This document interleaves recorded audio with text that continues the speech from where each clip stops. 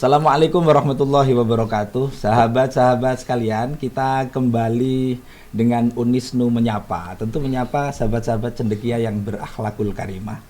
Podcast kali ini istimewa. Kenapa istimewa? Karena kita kerawuhan tamu yang sangat istimewa, yang pastinya keistimewaan itu pasti muncul dari berbagai sisi ya.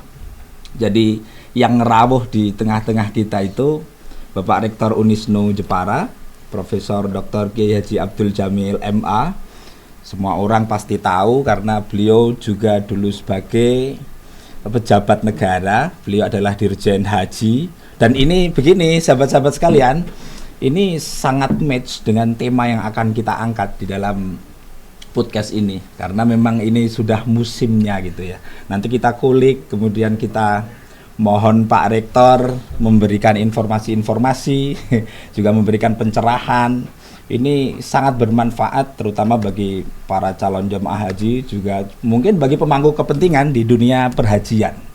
Itu sehingga kita bisa mulai dengan basmalah tentunya. Bismillahirrahmanirrahim. Prof, harus saya menyapa dengan takdim. Ya. Assalamualaikum Prof Jamil. Waalaikumsalam warahmatullahi wabarakatuh. Sehat ya Prof? Alhamdulillah. Semakin sehat, menyala Prof.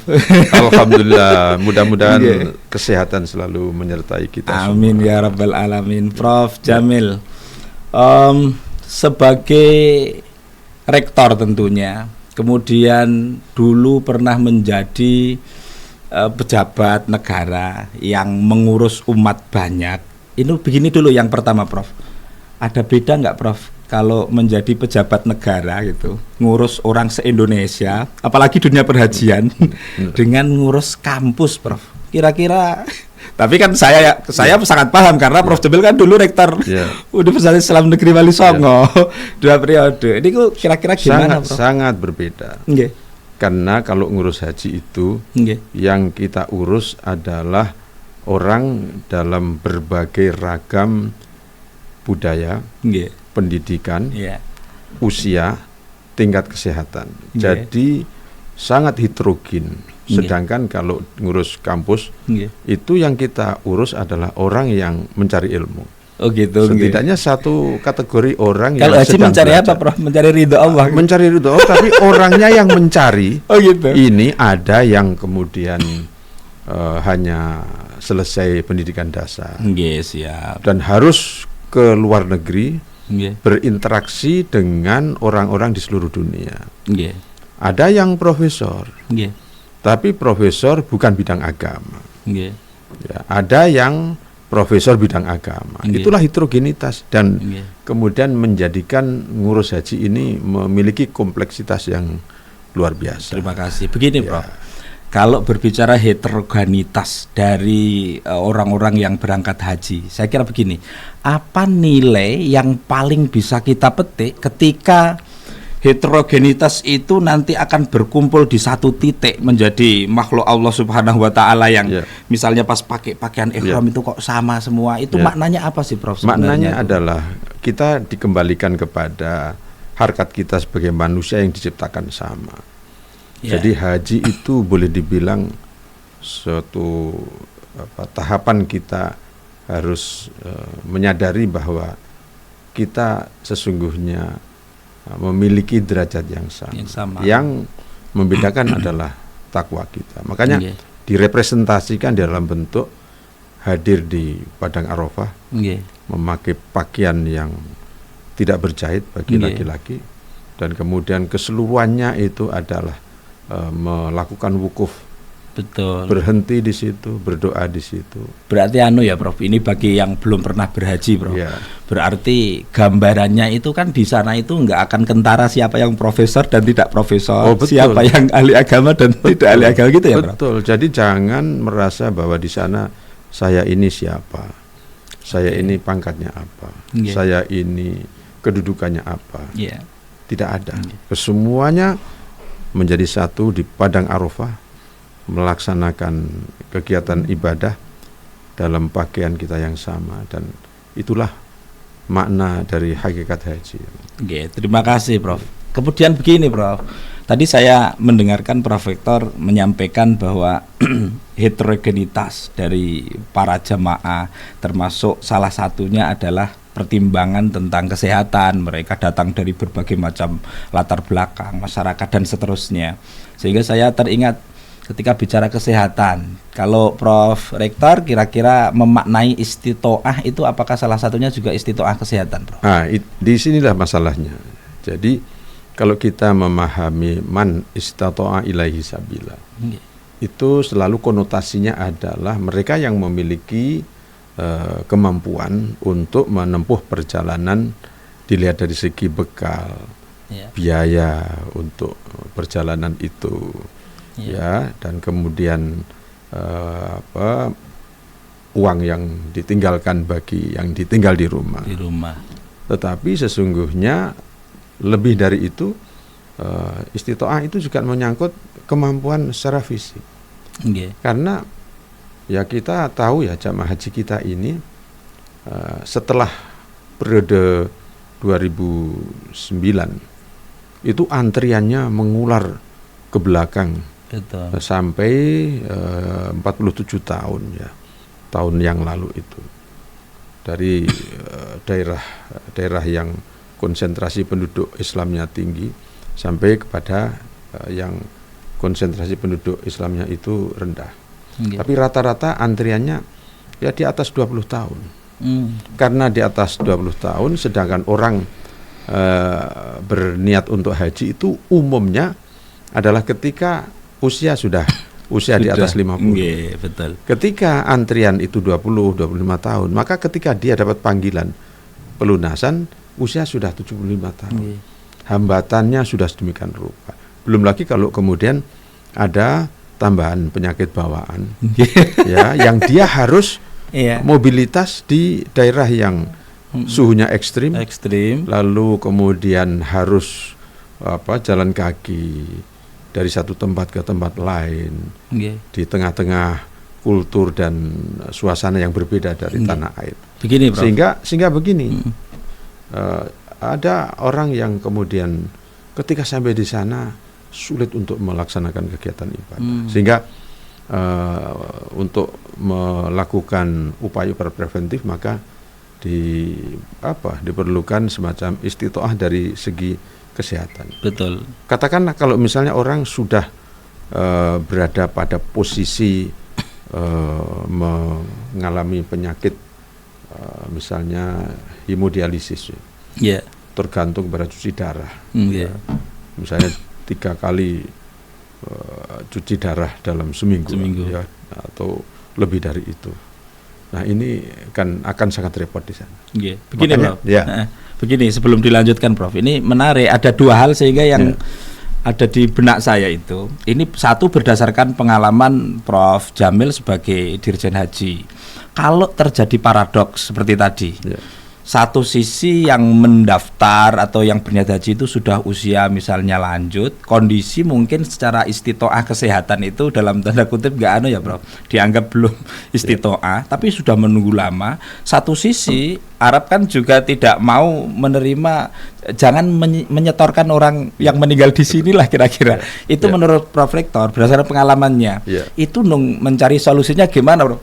Karena pada periode ini saya yakin juga terjadi problem yang sama gitu. Orang yang sudah menunggu sudah undur.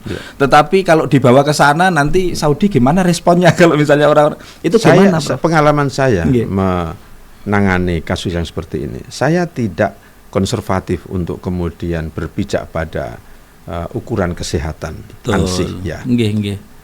Tadi logikanya. Ini nunggunya sudah 25 tahun. Betul. Ketika daftar dia segar bugar, ketika dapat panggilan dia sudah banyak hambatan, khususnya ada penyakit-penyakit yang tadi saya contohkan tadi itu. Kita sebagai penyelenggara dihadapkan 2 pilihan. Stop, jangan berangkat atas dasar Anda secara kesehatan tidak istitoah. Betul. Atau kita berangkatkan. Saya memilih yang kedua. Saya memilih kedua, saya berangkatkan. Karena apa? Berani sekali Pak Rektor. Gini, karena ada problem teologis, betul. Problem teologis yang tidak bisa kita abaikan. Jadi jangan kita kemudian hanya semata-mata berdasarkan problem ukuran-ukuran logika manusia. Betul. Karena saya pernah itu menjumpai jamaah haji dari Betawi. Ini menarik karena pengalaman kan, Prof? Oh iya, ini pengalamannya tahun 2015. Betul. Ada jamaah haji asal Betawi, usianya 110. Masya Allah. 110. Ibu-ibu. Okay. Dan karena usia 110, maka kemudian kita menengok, ya, karena dia haji tertua waktu Betul. itu. Kita tengok ke pemondokannya, lalu kemudian bersama-sama Pak Menteri kita tengok, dan kemudian bahkan dia sempat bertanya begini, saya sepertinya kok sering melihat Bapak ya, tapi di mana ya? Oh, berarti di TV, Bu, ini Pak Menteri. Oh, Pak Menteri, terima kasih dihadiri. Omongannya lantang seperti itu. Lalu kita tanya, Ibu pergi haji dengan siapa? Saya pergi haji dengan anak saya karena saya didampingi. Kan boleh didampingi oleh orang yang antriannya belum sampai, tapi atas dasar sebagai pendamping boleh maju. Lah mana anaknya yang mendampingi? Itu sedang sakit. Beliau malah sehat. Jadi itu antara lain apa hal-hal yang ya mungkin kasuistik ya. Tapi disitulah bayangkan ya Pak Yai, kalau kemudian orang yang sakit seperti ini sudah menunggu 25 tahun, lalu kemudian tidak diberangkatkan, pertanyaannya, apakah kalau dia tidak diberangkatkan itu akan makin sehat? Betul. Lalu kemudian makin bahagia dibanding dengan dia diberangkatkan. Kalau kemudian diberangkatkan, pada akhirnya di sana dipanggil Allah. Ada orang yang justru bercita-cita, saya kepingin meninggal di tanah suci. Ini problem teologis ya. Betul, jadi mengelola haji itu memang ada hal-hal yang sifatnya berdasarkan pertimbangan logika, rasio, ya, kelayakan secara material, tapi juga jangan lupa bahwa dalam benak mereka yang berangkat haji itu ada menyelinap niatan-niatan suci yang kemudian pasrah kepada Allah. Ya, ketika harus dipanggil di sana, mereka akan menyongsong dengan penuh kebahagiaan. Alhamdulillah. Itulah. Ini berarti masuk yang kedua, Prof. Berarti kalau misalnya seperti Prof Jamil tadi sampaikan, memilih yang kedua karena ternyata banyak hal yang tidak terduga juga di sana kan. Betul. Di sini 100 tahun lebih usianya, ternyata malah pendampingnya yang sakit. Hal-hal semacam itu kan biasa menjadi cerita juga ya, Prof. Berarti kan memilih ya memang secara zahir logika itu dipenuhi, tetapi juga jangan meninggalkan hal yang pertimbangan teologis yang kuat itu tadi. Tetapi kan di sana juga Prof, harus disediakan semacam fasilitas atau apalah kira-kira yang bisa menopang. Karena itu pemerintah menyediakan fasilitas berupa rumah sakit. Betul. Dan Kementerian Kesehatan lalu menyediakan pusat kesehatan haji, puskes haji, ya, yang kemudian dia memobilisasi dokter-dokter untuk merawat jamaah haji kita di lokasi-lokasi strategis. Satu, di Madinah ada rumah sakit Indonesia, di Mekah juga ada. Ketika kita mobilisasi ke Arafah, ke Mina, juga kita mendirikan pusat kesehatan Haji Indonesia. Sehingga orang-orang yang seperti tadi itu ya tanggung jawab mereka untuk merawat. Betul, jadi tidak kemudian kita biarkan itu urusan pribadi. Tidak. Jadi kesehatan jamaah itu kalau untuk Indonesia kita menyediakan rumah sakit ya, dalam arti rumah sakit darurat lah. Kalau kemudian tingkat kesulitannya tinggi ya, tidak bisa menangani, maka ada RSAS, Rumah Sakit Arab Saudi. Betul, yang memiliki fasilitas yang canggih. Di Madinah ada, di Mekah juga ada. Gini, Prof. Jadi seperti itu.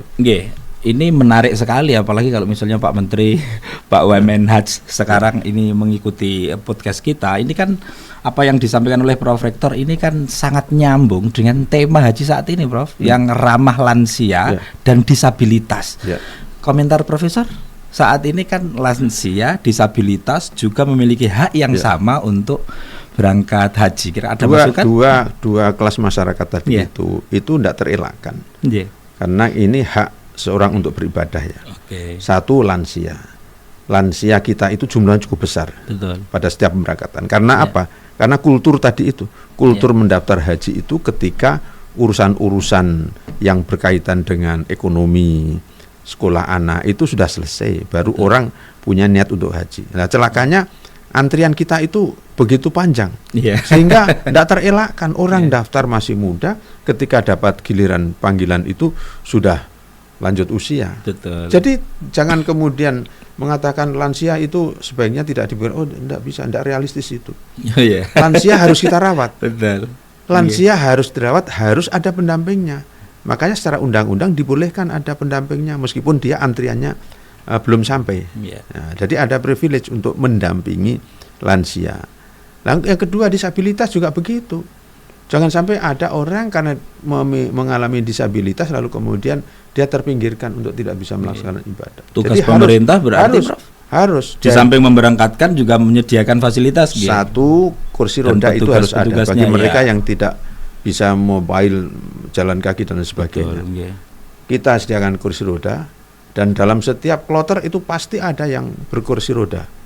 Lalu ketika di Saudi pun juga ada fasilitas-fasilitas untuk tawaf, untuk sa'i. Betul. Nah, itu kalau sa'i itu kan di tengah-tengahnya kan untuk mereka yang disabilitas duduk di kursi, sehingga tidak ada hambatan bagi mereka berhaji. Demikian pula ketika mobilitas ke Arafah dan Mina. Jadi ada yang memang tidak mampu untuk berdiri, yang tidak mampu untuk ini, karena haji itu adalah hadir di Arafah. Betul. Kalau tidak hadir di Arafah kan tidak jadi haji. Maka ketika orang itu kemudian tidak mampu untuk berdiri, maka kita sediakan bis yang joknya kita lepas dan diganti tempat tidur. Ini namanya safari wukuf. Yang penting pada saat waktu yang ditentukan untuk wukuf ada di situ. Habis itu dibawa kembali ke rumah sakit sehingga dia sah melaksanakan ibadah haji. Menarik, begitu kita mengelola haji itu, Pak. Terima kasih, Prof. Ini luar biasa. Ada begini, Prof. Tadi saya sempat tergelitik dengan ketika Prof Rektor beberapa kali tadi mendawuhke tentang antrian. Ada gini, Prof. Ada semacam wacana, bahkan sempat mau dibaksul masailkan itu terkait dengan antrian ini kan panjang sekali gitu.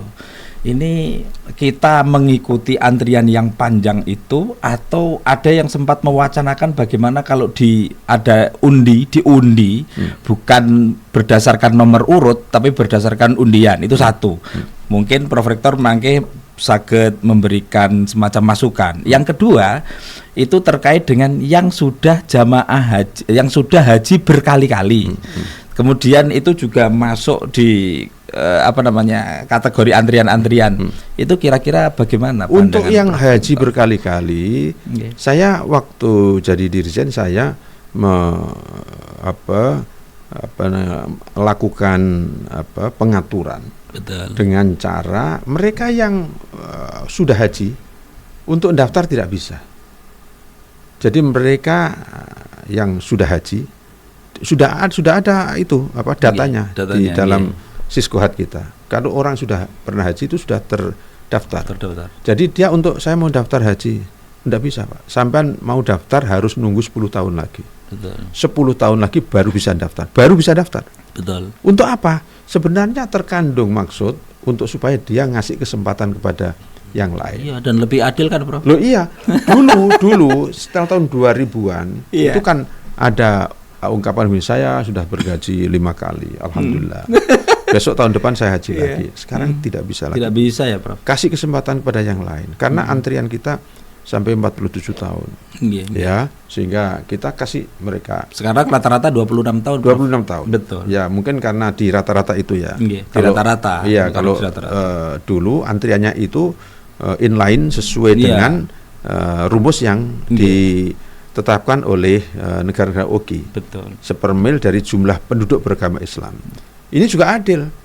Kenapa? Karena memang kalau jumlah yang daftar banyak, ya otomatis dia dapat kuota yang banyak, kan. Betul, gitu. Yang daftar sedikit ya sedikit. Jadi zaman saya dulu tidak dipukul rata. Tapi misalnya Jawa ini kan konsentrasi jamaah haji kita. Antriannya waktu itu sekitar 22 sampai 25 tahun ya. Waktu itu. Itu 3 wilayah besar, Jawa Barat, Jawa Tengah, Jawa Timur. Iya, betul. Ya, itu kotanya kota besar juga. Karena memang konsentrasi umat Islam di situ banyak. Beda dengan misalnya Sulawesi Utara. Oh. Nah, begitu. Apalagi Papua. Apalagi kemudian wilayah Indonesia Timur begitu kan. Seperti itu mekanisme kita untuk melakukan mengatur regulasi mengenai kuota dan distribusinya.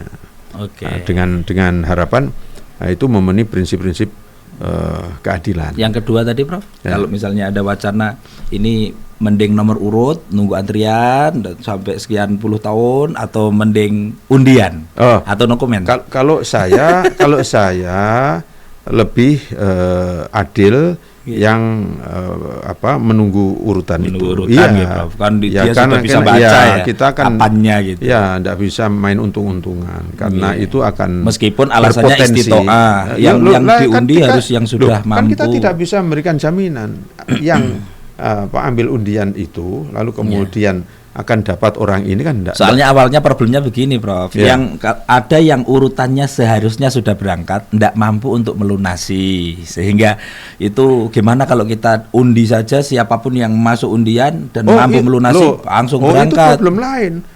Lain. Memang setiap tahun itu ada apa yang disebut istilahnya batal berangkat karena sesuatu dan lain hal, misalnya berubah niat atau tidak punya dana untuk pelunasan atau melakukan penundaan. Melakukan penundaan, ditunda 2 kali keberangkatan masih tidak bisa lagi, tunda lagi dan lain sebagainya. Ada yang seperti itu, ada yang kemudian batal, saya tidak usah pergi haji dah, saya masih banyak punya tanggungan, uang saya minta lagi. Itu bisa. Bisa seperti itu. Jadi yang kayak begini jumlahnya cukup besar. Nah, terus gimana caranya? Loh, kalau dalam Siskohat itu otomatis yang nomor berikutnya langsung naik begitu. Betul. Jadi nomor berikutnya naik. Ketimbang kemudian diundi. Lah kalau yang dapat itu anak muda. Sedangkan yang usia 80 tahun malah tidak dapat. Malah dapat. Nah, di situlah. Prof, sebenarnya itu banyak ya Prof yang kepengen kita obrolkan. Ini lanjut atau gimana?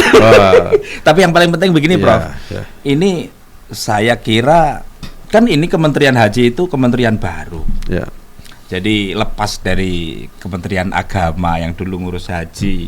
Satu, nanti yang saya tanyakan itu apa komentar Prof Rektor sebagai mantan Dirjen Haji yang dulu masih di Kementerian Agama. Satu, terkait dengan kementerian yang baru ini, yaitu Kementerian Haji dan Umroh. Yang kedua, pasti apa saran Prof Rektor terutama di dalam penyelenggaraan yang paling krusial katanya Armusna, Prof. Itu dua hal yang saya kira kalau misalnya ada yang sangat penting nanti kameranya siap Prof. Monggo Prof. Jadi ini suka nggak suka ini sudah menjadi keputusan pemerintah. Harus kita ikuti. Ada banyak pertimbangan tentu untuk menjadikan haji di kelola oleh satu kementerian secara khusus supaya lebih fokus, konsentrasinya tidak terbagi kepada banyak problem begitu. Catatannya Prof? Catatannya begini, karena ini kementerian baru, sedangkan menangani problem yang rutin harus dijalankan, sehingga kesiapan mulai dari level paling bawah. Contohnya penyiapan dokumen. Dokumen jamaah itu paspor misalnya. Paspor yang diurus pada level kecamatan, lalu kemudian pengkloteran, pengkloteran karena pengkloteran ini penting. Mengapa? Karena di dalam kloter itu akan ada usaha-usaha untuk mengelompokkan orang dari satu daerah yang sama, sehingga tidak kemudian dia menjadi berada di tengah-tengah kelompok terbang yang orang-orangnya kok saya nggak kenal semua misalnya. Sehingga itu penting pengorganisasian kloter. Lalu kemudian ini baru dalam negeri loh dan ini ditangani oleh teman-teman panjang tangan Kementerian Haji di level daerah provinsi maupun kabupaten kota. Okay. Nah, jadi kalau kebanyakan ini orang-orang dari Kemenak, saya yakin mereka sudah punya pengalaman. Jadi diadopsi dari teman-teman Kemenak itu akan lebih membantu ketimbang memasang orang baru. Ya, karena ini problem yang setiap tahun ditangani. Orang-orang yang di level kabupaten kota ini sudah familiar dengan bagaimana menangani kalau terjadi misalnya ada nama orang yang di antara nama dewasanya dengan nama kecilnya beda dan sebagainya. Itu problem-problem rutin biasa yang mereka bisa menangani supaya tidak jadi ganjalan nanti ketika ada di Arab Saudi di checkpoint misalnya di cek dan lain sebagainya. Yang kedua tadi Prof. Kalau misalnya sudah di sana hal-hal krusial kayak di Armusna, kemudian kalau misalnya hotel sebaiknya bagaimana, syarikah sebaiknya bagaimana. Betul. Saat ini kan syarikahnya 2 Prof. Itu kira-kira berdasarkan pengalaman Prof Jamil sebagai Dirjen Haji dulu. Ada yang kelaparan nggak Prof? Kemudian ada yang tidak dapat makan. Ini problem-problem karena rutin bisa jadi terjadi. Tetapi apa saya berharap begini, jangan mengulang seperti saat terjadi kelaparan dulu. Kelaparan dulu itu ada keinginan untuk pengelolaan catering di bawah satu bendera. Oh gitu ya. Iya, sehingga kemudian tidak mampu menyediakan konsumsi dalam jumlah 156.000 ya. Sekarang dalam 200.000 sekarang 210 ribu dalam satu waktu tidak mungkin. Maka kemudian itu sejak dulu kan kemudian kita lakukan penawaran ke perusahaan catering dengan kriteria saya mau mengadakan konsumsi jamaah haji di misalnya di Mekah makan 2 kali ya. Lalu kemudian kriteria ini untuk hari Senin misalnya menunya harus ini nih, Selasa ini. Jadi tidak bisa semau gue itu perusahaan catering. Karena setiap paket itu harganya kan beda-beda. Jadi kita membuka istilahnya layanan kepada perusahaan catering untuk menyampaikan penawaran. Prof, sebentar. Ini karena kebetulan kita bicara catering. Saat ini itu kan Prof. Dari Kemenhaj kita itu kemudian menu-menu dan juga cita rasa makanan itu kan Nusantara banget sehingga di-drop dari Indonesia ke Arab Saudi. Mulai dari rempah-rempahnya macam-macam. Komentar Prof Jamil. Enggak, kalau soal bahan-bahan itu di Saudi sudah banyak. Oh gitu ya. Yang susah itu kalau kita mendatangkan sayur mayur dalam jumlah besar. Misalnya kita minta supaya ada sayur misalnya daun singkong. Wah itu susah. Tapi kalau semacam daun kurma di sana banyak daun singkong misalnya. Kita ingin kemudian seperti nasi Padang harus ada daun singkongnya. Itu tidak bisa. Orang Arab siap untuk membayar asal mau mendatangkan daun singkong 1 kapal misalnya. Gitu ya. Itu bukan persoalan yang gampang. Tapi kalau misalnya harus ada sayur misalnya, lalu ada kobis, banyak. Harus ada misalnya itu yang kayak kacang polong, banyak itu. Yang penting ada unsur sayur, buah. Dan kemudian daging telur dan lain sebagainya misalnya Tapi kalau Nusantara dalam artian seperti di sini ada kacang panjang, tauge, itu membawa tauge dalam jumlah 1 kapal kan bukan. Jadi seperti itu. Sejak dulu sudah ada. Jadi kita membuat menu dengan kriteria ini sudah ada. Jadi misalnya balado, misalnya kemudian daging, lalu kemudian air mineral harus yang 600 ml misalnya, kan? Lalu buahnya harus ada, begitu untuk menseimbangkan itu. nutrisinya. Oke, Prof. Itu nilai-nilainya ini sudah kita tangkap semua ini terkait dengan ini. Meskipun sebenarnya kalau waktunya panjang, Prof, itu kita bisa ngobrol lebih banyak. Oh, bisa kita lanjut bikin obrolan berseri lah di Unisnu Menyapa berikut. Baik. Prof Jamil matur suwun. Terima kasih. Terakhir pasti kita minta supaya Prof Jamil menyampaikan doa baik mungkin untuk para jamaah haji yang mau berangkat, khususnya mungkin yang dari Unisnu Jepara, Prof. Baik, tentu kami berharap jamaah haji kita melakukan persiapan menyangkut pertama adalah manasik manasik haji. Prosesi haji itu yang perlu dikuasai, dan itu bukan sesuatu yang sulit. Lalu kemudian doa-doa tidak usah harus kemudian merasa takut doanya kok tebel-tebel. Kalau bisanya hanya doa minimalis ya silakan doa minimalis. Jangan merasa dihantui oleh doa-doa yang bukunya tebal-tebal itu, kalau tidak mampu membaca merasa hajinya kurang afdol. Jangan. Karena haji itu adalah al-hajju Arafah. Yang penting hadir di Arafah.